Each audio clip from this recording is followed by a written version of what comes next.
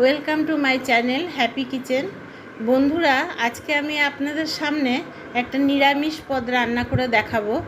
এই রান্নাটা নিরামিষ যেদিন হয় সেদিন করলে পরে ভাত বা রুটি দুটোর সাথেই খুব ভালো লাগবে। রান্নাটার নাম হচ্ছে পেঁপের ঘন্ট। রান্নাটা করতে কি কি লাগছে আমি দেখে নিচ্ছি। এখানে আমি একটা মোটামুটি মিডিয়াম সাইজের পেঁপেকে কুড়িয়ে নিয়েছি। লাগছে ঘি, একটা টমেটো কুচি করে নিয়েছি, দুটো ছোট আলু ছোট ছোট করে ডুমডুম করে কেটে নিয়েছি। লাগছে বাদাম, আমি এখানে ভাজা বাদাম নিয়েছি, আপনাদের কাছে কাঁচা বাদাম থাকলে সেটাকে ভেজে নিলেই হবে।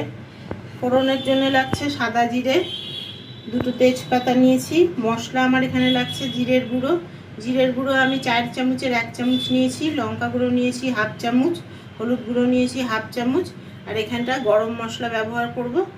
এখানে 3টে এলাচ আর একটা দারচিনি নিয়ে নিয়েছি। কড়াইটা আমি গ্যাস ওভেনে বসিয়ে নিয়েছি, এতে দিয়ে দিচ্ছি আমি সরষের তেল।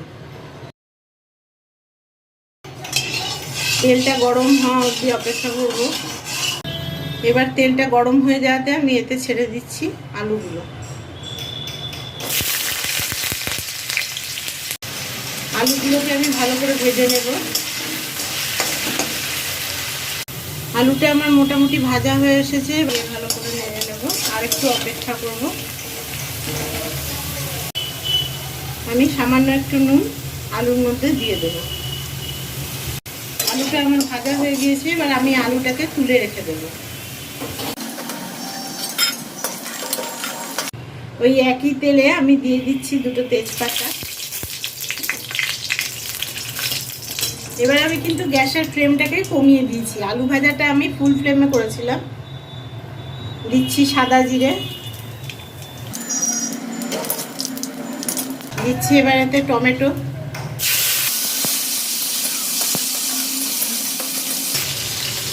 এখানে দিচ্ছি আমি সামান্য একটু নুন টমেটোটাকে গলাবার জন্য। আবার নাড়াচাড়া করে দেব। এবার যে আমি মশলাগুলো রেখেছিলাম সেগুলো দিয়ে দিচ্ছি।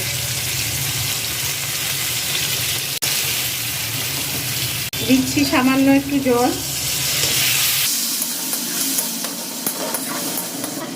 দিচ্ছি এখানে আমি 1/2 চামচ মতো নুন। নুনটা খুবই বুঝে দিতে হবে, কারণ এই তরকারিটাতে নুন যদি একটু বেশি হয়ে যায় একদমই খাওয়া যাবে না। দিচ্ছি যে আমি এখানে বাদামগুলো রেখে দিয়েছিলাম সেটা। 1 চামচ মতন আমি মেশাচ্ছি চিনি। এবার যে গ্রেট করে রেখেছিলাম পেঁপে সেটা আমি দিয়ে দিচ্ছি।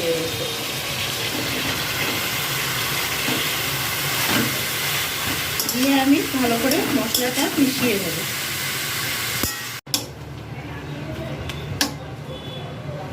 এবার এটাকে আমি ঢাকা দিয়ে দেব। ঢাকা দিয়ে গ্যাসের ফ্লেমটাকে আমি মিডিয়াম করে দিচ্ছি। 2 মিনিট পরে আমি ঢাকনাটা তুলে নিচ্ছি, নিয়ে এটাকে আবার ভালো করে নেড়ে দেব। আবার এটাকে আমি ঢেকে দিচ্ছি। আবার 2 মিনিট পরে ঢাকনাটা তুলে নিচ্ছি। এবার আমি আর ঢাকা দেব না, গ্যাসের ফ্লেমটাকে আমি বাড়িয়ে নেব। আমার এই পেঁপেটা কিন্তু সেদ্ধ হয়ে এসছে, প্রায় সেদ্ধই হয়ে গেছে। এবার এটাকে আমি ভালো করে ভাজা ভাজা করব। এবার এতে আমি অ্যাড করছি যে আলুটা ভেজে উঠিয়ে রেখেছিলাম সেটা।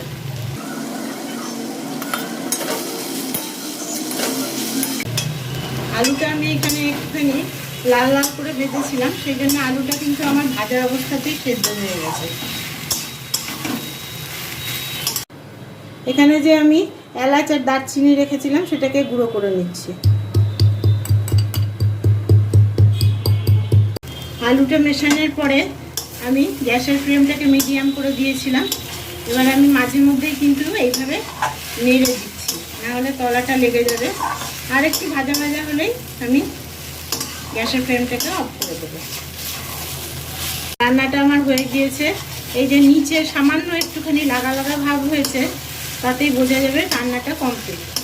আমি একবার নেড়ে দিয়ে গ্যাসের ফ্লেমটাকে অফ করে দিচ্ছি।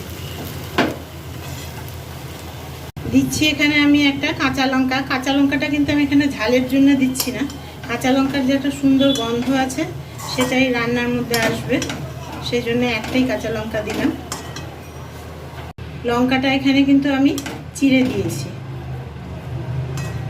এবার এতে অ্যাড করছি গরম মশলা আর ঘি। এটা আমি ভালো করে নেড়ে নেব, গরম মশলা আর ঘিটা। এবার এটাকে আমি 1 মিনিটের জন্য ঢাকা দিয়ে স্ট্যান্ডিং টাইমে রেখে দেবো, যাতে কিনা এই তরকারিটার মধ্যে ঘিয়ের গন্ধ আর গরম মশলার গন্ধ খুব ভালোভাবে অ্যাবজর্ব করে নেয়। রান্নাটা আমার পুরোপুরি কমপ্লিট বলে আমি এটাকে একটা সার্ভিং বলে সার্ভ করে নিচ্ছি। যদি আপনাদের এই রেসিপিটা ভালো লেগে থাকে তাহলে লাইক, শেয়ার, কমেন্ট এবং সাবস্ক্রাইব করতে ভুলবেন না। দেখা হচ্ছে পরের ভিডিওতে। Thank you.